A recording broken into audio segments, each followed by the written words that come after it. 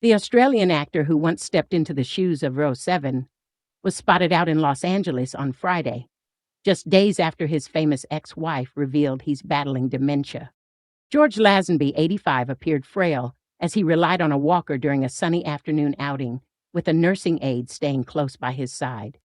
It's been over 50 years since Lazenby suited up as James Bond in On Her Majesty's Secret Service, his lone turn as the iconic spy. But the former heartthrob still managed to flash that old-school charm with a quick smile. Dressed in a light blue polo and black pants, the Golden Globe-nominated actor kept a careful pace, even leaning on his nurse at one point as he made his way down the sidewalk. The rare sighting comes after Lazenby's ex-wife, Wimbledon champion Pam Shriver, 63, who divorced the actor in 2008 after 6 years of marriage, penned a deeply personal essay about reuniting with Lazenby and stepping in as his caregiver as he enters the last phase of his life. George is 85 now and he has dementia, but he is still very much himself. A softer version of himself, perhaps, and this is the key, she wrote for The Telegraph. Pam and George first met at Wimbledon in 2000 and married 2 years later, when she was 40 and he was 63. They went on to have 3 children before finalizing their divorce in 2011, citing irreconcilable differences. However, their split was far from amicable.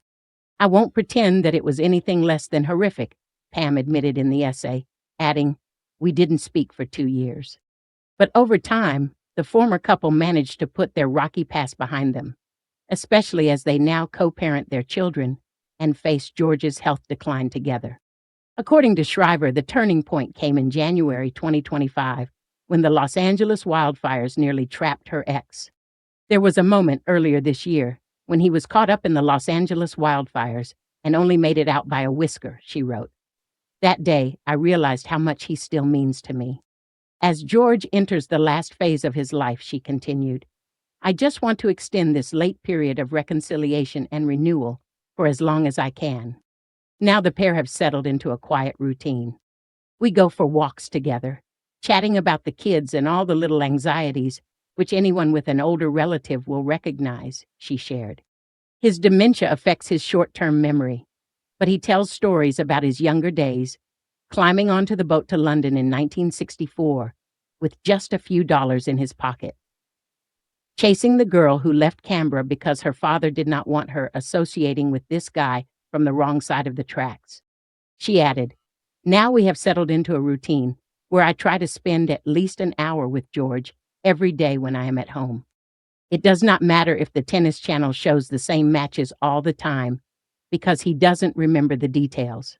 Though his stint as Bond was short, just one film between Sean Connery's You Only Live Twice and Live and Let Die, Lazenby's impact as the only 007 to walk away from the role remains legendary. As Pam recalled, he enjoyed all the hijinks he got up to during the 9-month filming of On Her Majesty's Secret Service, the boozing, the weed smoking, the assignations with various members of the cast. But not everything about being Bond came easy. He also found it difficult to deal with all the expectations that went with a role of that size, she wrote. He grew a beard for the premiere, just to annoy his bosses. And then when they offered him £1 million to sign up for another 6 movies, he walked away. Looking back, Lazenby himself was modest about his 007 debut.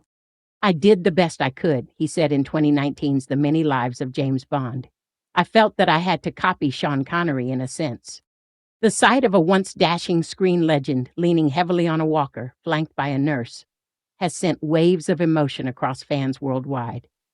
At 85 years old, the beloved James Bond icon, whose suave portrayal of 007 captured hearts for generations, is now facing the harsh realities of aging. The images that recently surfaced, showing him frail and dependent on physical aid, are even more poignant given the heartbreaking news shared by his former wife just days earlier. She is battling dementia. This convergence of vulnerability and history paints a deeply human portrait of 2 legendary figures, once united by love, now bound by the challenges of time. Long before his recent public appearance, the Bond legend was the epitome of strength, charm, and cinematic charisma.